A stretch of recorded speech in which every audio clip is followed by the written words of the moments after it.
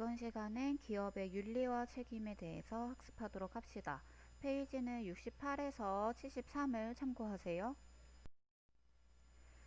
지난 시간에 기업 경영의 계획 목표는 기업의 사명을 가지고 설정해야 된다는 내용을 배웠습니다. 이때 사명이란 나에게 맡겨진 임무, 즉 책임을 이야기한다고 했는데요. 학교가 가지고 있는 사명, 선생님이 가지고 있는 사명, 경찰이 가지고 있는 사명 등을 비교하면서 그 뜻이 무엇인지 알아보았었죠. 오늘은 그 기업의 사명에 대해서 학습해 보도록 합시다. 먼저 기업의 사회적 책임은 무엇을 뜻할까요? 지난 시간에 건우가 이야기했던 것처럼 기업은 이익 증진, 즉 이윤 창출을 목표로 합니다. 하지만 기업의 책임에 있어서는 이 이익 증진에 더불어서 사회 전체의 복지를 보장하고 증대하는, 즉 사회를 더 풍족하게 만들어야 한다는 책임을 가지고 있습니다. 따라서 기업은 윤리를 준수하면서 이익을 증진하는 동시에 사회에 긍정적인 여러 영향을 미치는 행동을 해야 한다는 것을 책임으로 가지고 있습니다. 그렇다면 자세하게 기업은 어떤 책임을 져야 할까요? 교과서 72페이지에 나와 있는 기업의 사회적 책임의 영역을 보면은 첫 번째로 경제적 책임을 져야 합니다. 경제적으로 성장하는 것이 당연히 기업의 가장 첫 번째 목표인 건 다들 알고 있죠. 하지만 지난 시간에 단순한 이윤 창출로 인한 경제 성장은 기업이 하고자 하는 목표일 뿐이지 그것이 기업의 사명이 될 수는 없다고 이야기했습니다. 즉, 이윤 창출을 통해서 그 기업이 혼자 잘 먹고 잘 사는 것은 사명이 아니고 그만큼 돈을 벌어서 나에게 자본을 투자해준 투자자들에게 보상을 해줄 수 있는 이윤을 창출하는 것이 경제적인 책임이라는 것입니다. 한마디로 정리하자면 나 혼자 잘 먹고 잘 살 만큼의 돈을 버는 것이 아님 나에게 주어진 책임을 질 수 있을 만큼의, 즉 나에게 투자한 자본가들에게 다시 보상을 해줄 수 있을 만큼 이윤을 창출해야 된다는 것이 경제적인 책임입니다. 두 번째는 법적 책임입니다. 이는 국가가 규정한 법을 꼭 지켜야 한다는 의미인데요. 예를 들어서 주가를 올리기 위해 주식시장을 조작한다는 등의 불법적인 방법으로 이윤을 창출해서는 안 되겠죠. 또한 세금을 미납하는 등의 불법적인 방법을 해서는 안 된다는 의미입니다. 세 번째는 자선적인 책임입니다. 이는 기업이 순수하게 자발적으로 수행하는 것을 의미하게 되는데요.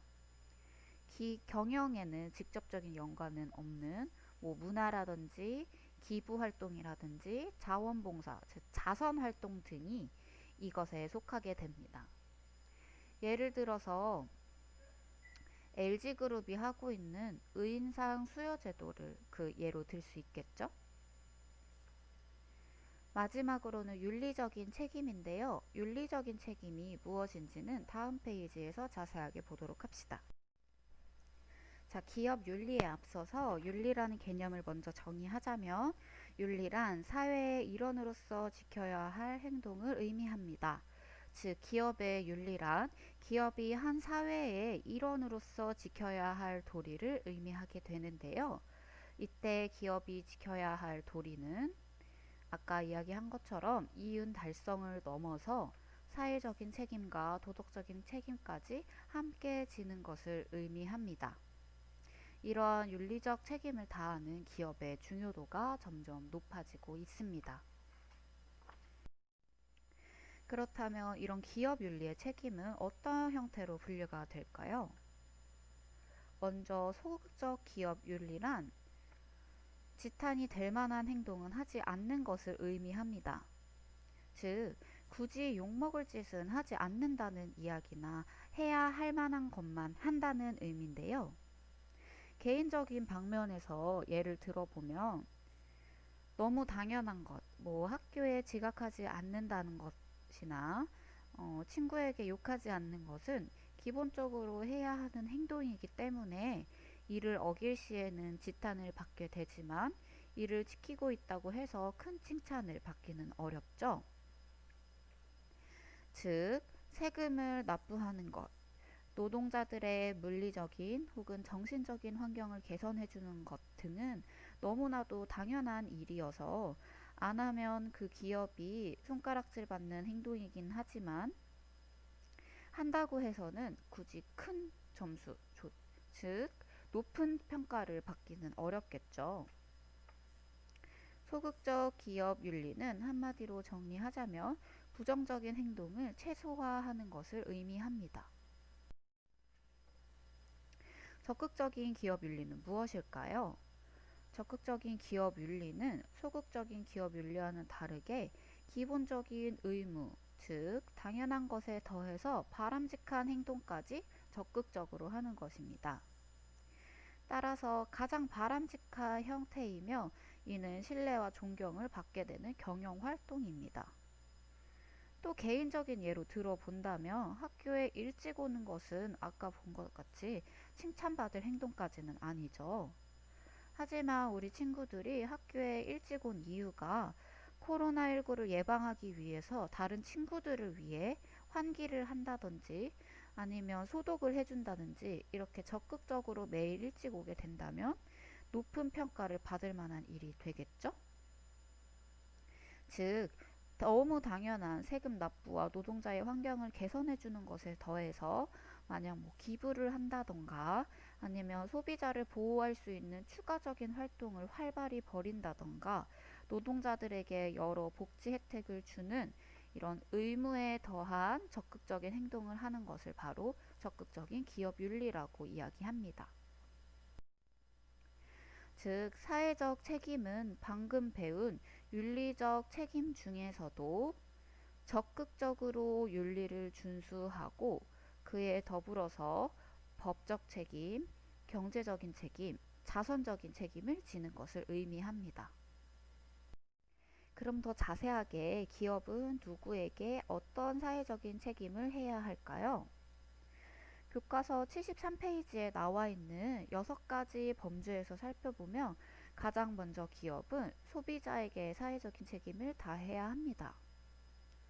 소비자가 좋아할 만한 소비자를 만족시킬 수 있는 행사를 하거나 혹은 또 지속적인 대화로 소비자의 의견을 듣는 자세를 지녀야 합니다. 이렇게 소비자들을 관리하며 또한 소비자들이 공정하게 상품의 정보를 받고 이를 토대로 직접적인 정보를 통해서 또 정직하게 제공된 정보를 통해서 제품을 고를 수 있게끔 해야 합니다. 또 기업 내 중요 구성원인 종업원에게는 급여나 인사평가에 있어서 공정성을 띄어야 하는 것은 가장 기본이며 종업원 중 만약 장애인이나 외국인 노동자 등의 사회적 약자가 있을 시에는 절대 차별해서는 안 되며 산업재해로부터 일어나고 있는 안전사고에 있어서 안전하게 우리 종업원들을 보호할 수 있도록 장치를 만들어야 합니다. 최근 많은 산업 안전사고가 일어나고 있는데 이것들을 파헤쳐 보면 해당 기업에서 방관한 일이 굉장히 많았죠. 다음으로는 협력 기업에게도 책임을 다해야 합니다. 즉 기업이 경영이 원활하게끔 도움을 주는 여러 기업들과 공정하고 협력하는 자세를 지녀야 합니다. 주식회사의 경우에는 주주가 우리 회사에 굉장한 영향을 미치고 있습니다. 즉 주주는 우리 기업의 투자 자본을 지불해주는 역할이므로 이들에게 경영 실적과 관련해서 꾸밈없이 성실히 보고해야 하며 우리 기업의 가치를 보고 투자하는 사람들이기 때문에 우리 기업의 가치라고 할 수 있는 증권이 떨어지는 것을 막는 책임이 필요합니다.